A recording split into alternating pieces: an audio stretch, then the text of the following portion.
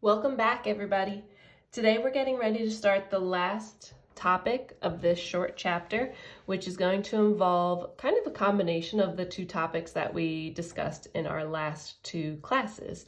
So it's going to involve molar mass, so what we did last class where we were adding up the different elements in a compound to find the total molar mass. And now we're going to put that total molar mass into conversions, which is something that we discussed 2 class periods ago. So we're going to calculate the molar mass of the following compounds and then perform the conversions using dimensional analysis. Don't forget, this is always in the Google Classroom for you, so you can print it out, copy it down, and try them along with me. So we're going to look at the first 2 examples together, and let's go ahead and start with number 1. So what is the mass in grams of 4.52 moles? Okay, there's some information I'm sure is going to be important, of barium chloride. Okay, and it even gives me the formula here, so I don't need to worry about writing out the formula, which is something that we did a couple chapters back when we were in school with naming and formula writing. So notice that we're given moles, and we want to find a mass of BaCl2. I'm going to show you one of our worksheets that we did a couple days ago in class together, and I just want to show you some of the similarities. So in this problem, let me try and show you, move it around a little bit more, sorry. Okay, if we look at number 8, it told us that we have 2.5 moles of iron and we wanted to know how many grams were there. Notice we started with our given, and remember we know a mole of any element, or any compound for that matter, is equal to its molar mass. If we look at what this question is asking us to do, we want to go from moles to mass, but instead of an element, it's a compound made up of BaCl2. So the steps are going to be the same, only difference is here we're going to have to calculate our molar mass like we did in our last class period. So we're going to start with our given, which is 4.52 moles of BaCl2. Don't forget to label. Labeling is going to be really important to make sure that we don't get any of our units mixed up. And we know that a mole of anything, so whether it's an element, whether it's a compound, so 1 mole of BaCl2 is going to be equal to the molar mass of BaCl2. So we're going to have to use our periodic table to figure out our mass. Ba is barium. That has a mass of 137. We know barium chloride is made up of barium and chlorine.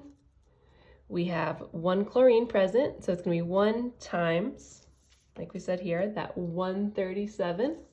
Round to the nearest whole number always in this class.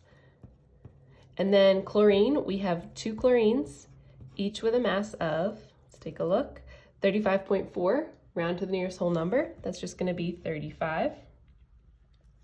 So if we multiply this out for both of them, we'll be left with 137. 35 times 2 is going to leave us with 70. So if we add that up, we should find our total molar mass is 207.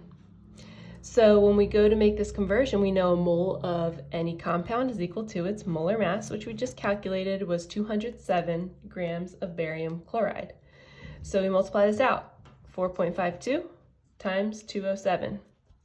That'll leave us with 936 grams of BaCl2. So we can write that down here, oopsies, on the line as well as our final answer. Okay, so it looks really similar to that problem that we did a couple days ago together. Let's look at one more question. Move this down a little bit so we can see number 2. And we're going to read through it first. A chemist plans to use 435 grams, it's going to be important, it's a given there, of ammonium nitrate. It gives me the formula. We want to know how many moles of ammonium nitrate that is. So, again, let's try and make a comparison here. If we look at number 6, like we did together earlier in this chapter, we started out with, in this question, 14.5 grams of zinc, and we wanted to know how many moles that was. So we start with our grams, look for the molar mass of zinc, and we know that's always equal to 1 mole of that particular element. And in this case, we'll be looking for compound, right? So it's not just going to be made up of one element, it'll be made up of multiple elements. So let's go ahead and start with our given. We can start with that 435 grams of ammonium nitrate. I'm going to write it all out so I don't lose track of what I'm solving for. And we want to know how many moles that is. So we want to get rid of grams of ammonium nitrate, so we know that's going to go in our denominator. And then we know that whatever our molar mass is down here, that's going to be equal to 1 mole of that particular compound. Okay, so to find our molar mass, NH4 we know is made up of nitrogen, we know it's made up of hydrogen, and it's made up of oxygen. So now the question is, how many of each do we have in this compound? So to start out with nitrogen, notice there's a nitrogen here at the beginning, and also there's a nitrogen here in the middle. So that's 2 nitrogens, each with a mass of, if we look at our periodic table, 14. If we multiply that out, that'll give us 28. For hydrogen, notice we have a hydrogen here, has a little 4 as the superscript. Let me try and erase that a little bit so we can see. Has a 4, I'm sorry, I said superscript, I meant subscript. So it has a 4 as a subscript. So we have 4 hydrogens times 1. That'll just leave us with 4. And then we have 3 oxygens, each with a mass of 16. If we forget where this 1 came from, I just got that from our periodic table right here, 1 round to the nearest whole number. So back to oxygen, 3 times 16 will give us 48. Okay, if we add all of those up, that'll leave us with 80 grams per mole. So we're going to have to just divide this 435 by 80.